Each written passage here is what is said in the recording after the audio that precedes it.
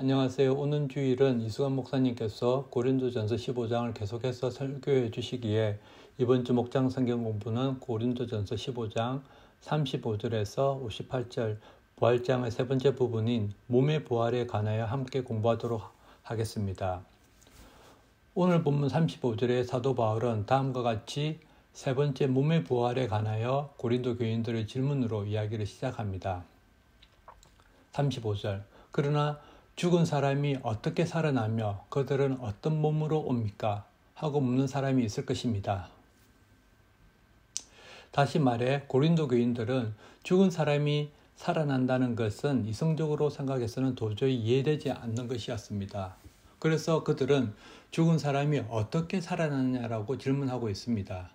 이전 질문이 죽은 사람이 살아나느냐에서 더 진행해서 그들은 어떻게 죽은 사람이 살아나느냐라고 질문하고 있습니다. 곧이어 더 정확하게 죽은 사람이 어떤 몸으로 살아났냐라고 질문하고 있습니다. 이 질문들은 지금 현재 우리 주위의 부활피들이나 믿는다고 하지만 부활을 막연하게 생각하고 있는 사람들도 동일하게 던지는 질문일 수 있습니다. 이런 이성적인 질문에 대해서 사도 바울은 36절에서 38절에 다음과 같이 대답하고 있습니다. 어리석은 사람이여 그대가 뿌리는 씨는 죽지 않고서는 살아나지 못합니다. 그리고 그대가 뿌리는 것은 장차 생겨날 몸 그 자체가 아닙니다. 밀이든지 그 밖에 어떤 곡식이든지 다만 씨앗을 뿌리는 것입니다. 그러나 하나님께서는 원하시는 대로 그 씨앗에 몸을 주시고 그 하나하나의 씨앗에 각기 고유한 몸을 주십니다. 사도 바울은 그런 질문을 하는 사람들에게 어리석다라고 하고 있습니다.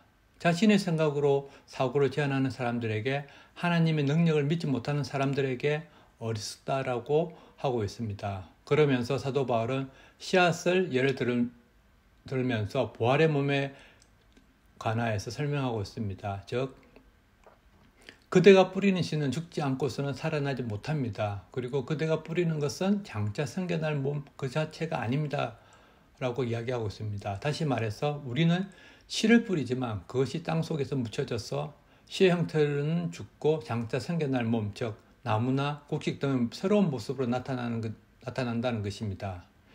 이것을 사도 바울은 하나님께서는 원하시는 대로 그 씨앗에 몸을 주시고 그 하나하나의 씨앗에 각기 고유한 몸을 주십니다. 라고 설명하고 있습니다.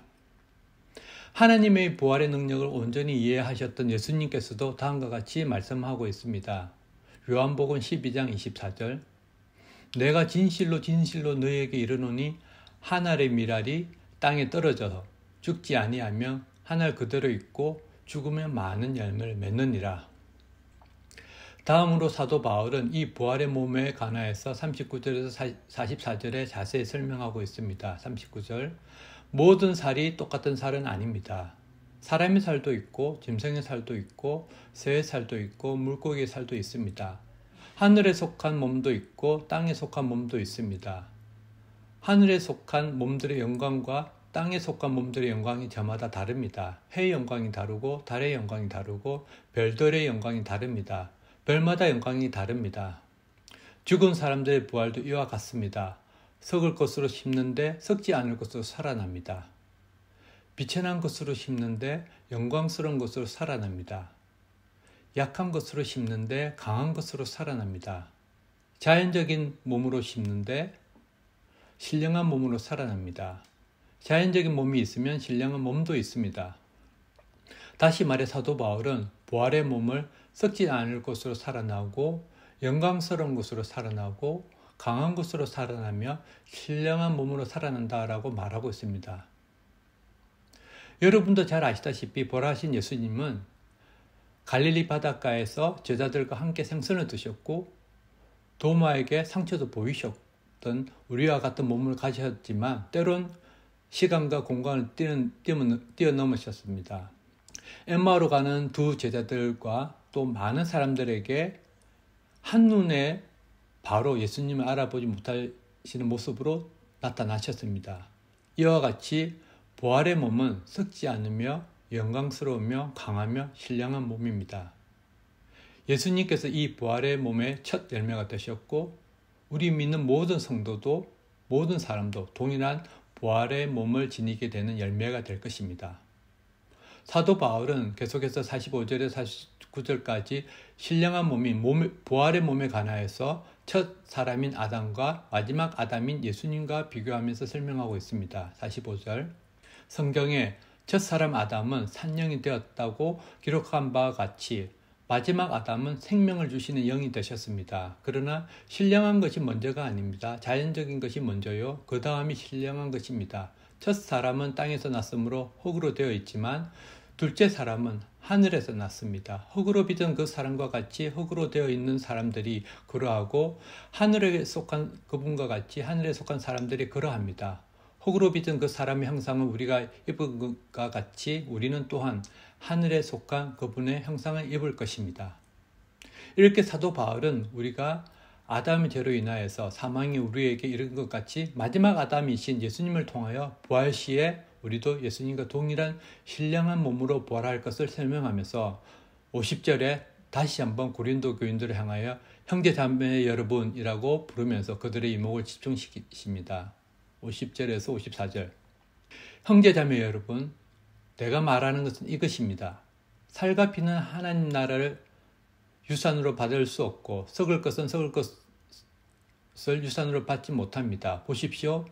내가 여러분에게 비밀을 하나 말씀드리겠습니다. 우리가 다 잠들 것이 아니라 다 변화할 터인데 마지막 나팔이 울릴 때에 눈 깜짝할 사이에 호련히 그렇게 될 것입니다. 나팔 소리가 나면 죽은 사람은 썩지 않을 몸으로 살아나고 우리는 변화할 것입니다. 썩을 몸이 썩지 않을 것을 입어야 하고 죽을 몸이 죽지 않을 것을 입어야 합니다. 썩을 이 몸이 썩지 않을 것을 입고 죽을 이 몸이 죽지 않을 것을 입을 그때에 이렇게 기록한 말씀이 이루어질 것입니다. 죽음을 삼키고 승리를 얻었다. 사도 바울은 나팔 부는 마지막 날에 즉 최후 심판 날에 변화가 일어나는데 그 변화의 특징은 첫째, 눈 깜짝할 사이에 일어나며 둘째, 호련히 그 부활이 일어난다고 말씀하고 있습니다. 사도 바울은 이 변화를 영어로 트랜스폼을 빌립보서에서 다음과 같이 표현하고 있습니다. 빌립보서 3장 21절 그분은 만물을 복종시킬 수 있는 권능으로 우리의 비천한 몸을 변화시키셔서 자기의 영광스러운 몸과 같은 모습이 되게 할 것입니다. 또한 사도 바울은 이 신적 능력인 변화를 믿는 사람이 오늘 사는 우리들에게도 요구하고 있습니다. 그것을 로마서 12장 2절에서 표현하고 있습니다. 여러분은 이 시대의 풍조를 본받지 말고 마음을 새롭게 함으로 변화를 받았어. 하나님의 선하시고 기뻐하시고 온전하신 뜻이 무엇인지를 분별하도록 하십시오. 그리고 그 부활이 일어나는 때를 사도 바울은 이사야서와 호세아서를 인용하면서 54절 후반절에서 55절에 다음과 같이 말씀하고 있습니다. 죽음을 삼키고서 승리를 얻었다. 죽음아 너의 승리가 어디에 있느냐? 죽음아 너의 독침이 어디에 있느냐? 이 54절 후반절은 이사야서 25장 8절을 인용한 것인데 그 부분은 이사야서 25장 8절은 주님께서 죽음을 영원히 멸하신다. 주 하나님께서 모든 사람의 얼굴에서 눈을 말끔히 닦아주신다. 그 백성이 온 세상에서 당한 수치를 없애주신다. 이것은 주님께서 하신 말씀이다. 그리고 55절은 호세아서 13장 14절을 인용한 것인데 그 부분은 내가 그들을 수월의 권세에서 속량하며 내가 그들을 사망에서 구속하겠다. 사망아 내 재앙이 어디 있느냐? 수월아 내 멸망이 어디에 있느냐? 이제는 내게 동정심 같은 것은 없다. 이와 같이 사도 바울은 부활신앙을 구약 선지자들의 메시지를 근거하여 설명하고 있습니다. 그리고 56절에 다음과 같이 말씀하고 있습니다. 죽음의 독침은 죄요, 죄의 권세는 율법입니다. 즉 아담의 죄로 인하여 죽음이 우리에게 임하였고 율법으로는 우리의 죄만 드러나게 되는 암담한 상황 가운데 우리에게 예수님께서 부활의 첫 열매가 되셔서 우리에게 희망을 주심으로 사도 바울은 죽음아 너의 승리가 어디에 있느냐? 죽음아 너의 독침이 어디에 있느냐라고 반박하고 있습니다. 그리고 57절에 사도 바울은 감사의 고백을 하고 있습니다. 57절 그러나 우리 주 예수 그리스도를 통하여 우리에게 승리를 주시는 하나님께 우리는 감사를 드립니다. 그렇기 때문에 이런 부활신앙을 살아가고 있는 믿음의 사람들에게 사도 바울은 마지막으로 당부하고 있습니다. 58절. 그러므로 나의 사랑하는 형제자매 여러분, 굳게 서서 흔들리지 말고 주님의 일을 더욱 많이 하십시오. 여러분이 아는 대로 여러분의 수고가 주님 안에서 헛되지 않습니다. 다시 말해 이런 부활 신앙관을 가지고 사는 사람들은 죄로 인하여 타락한 이 세상의 삶이 좁은 길로 가는 것이기 때문에 어려움과 힘듦이 있지만 사도 바울은 첫 번째로 굳게 서서 흔들리지 말아라고 당부하고 있습니다. 그리고 두 번째, 주님의 일을 더욱 많이 하라고 말씀하고 있습니다. 많은 일들 중에서 주님의 일을 하라고 말씀하시며 그것도 더욱 많이 하라고 말씀하고 있습니다. 그러면 우리가 주님의 일에 더욱 많이 힘쓸 때 우리는 믿음에 더욱 굳게 서서 흔들리지 않는다고 사도 바울은 말씀하고 있습니다. 그리고 그 무엇보다도 그 다음 절에 말씀하시는 것처럼 여러분의 수고가 주님 안에서 헛되지 않는다는 것입니다. 즉 하나님이 다 아신다는 것입니다. 이렇게 부활에 대해서 고린도전서 15장에서 사도 바울의 가르침을 함께 공부하였습니다. 이성적으로 생각해서는 도저히 이해되지 않는 부활의 첫 열매가 되신 예수님을 통해서 그 예수님의 부활이 예언의 성취로 또 수많은 목격자들과 그들의 삶의 변화를 통해서 확인되었고, 그리고 예수님께서 부활하셨기 때문에 이제는 죽은 사람들과 우리에게도 부활이 있고, 그것은 단순히 몸을 무시하고 영적인 부활만을 한정된 것이 아니라 몸의 부활까지 포함하는 썩지 않으며 영광스러우며 강하며 신령한 몸으로 지닌다는 것을, 그런 새로운 차원의 부활이라는 것을 말씀하고 있습니다.